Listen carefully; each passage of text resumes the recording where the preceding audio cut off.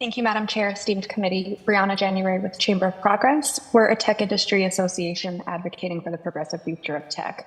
But unlike other trade associations, our partners do not have a vote or veto on our positions. Instead, we operate independently as a center-left organization. Respectfully, committee, there's a lot to unpack here, and I have very limited time, so I welcome follow-up conversations. I would like to comment on consumer choice. AVs not only give consumers more choices to meet their unique transportation needs, but they quite literally provide those that have been historically left behind with the opportunity to directly and independently be involved with their own mobility.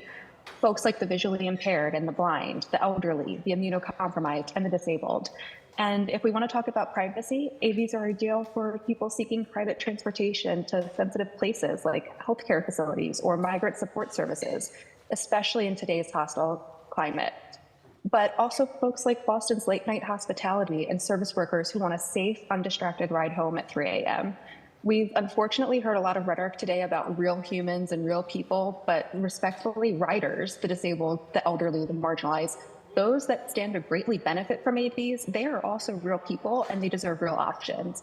And Massachusetts residents agree. In fact, a recently commissioned poll found that 56% of adults support expanding testing and deployment of AVs across Massachusetts, citing both safety and diversity of options. Respectfully, it's sad that today has largely been a conversation on fear-mongering. There is a role for labor to play in innovation. Full stop. The ecosystem of innovation and labor are quite literally what have propelled us forward time and time again in our 250 years as a country. We've been here before, committee, and we've heard these same arguments at other critical points in society's modernization, and they simply haven't panned out.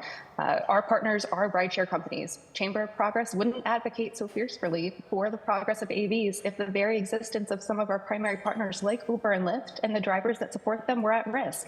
So let's stop the fear mongering and let's have a genuine conversation. The choice here is not between tech and labor. It's about moving forward together or continuing to leave Massachusetts and vulnerable riders behind. Thank you.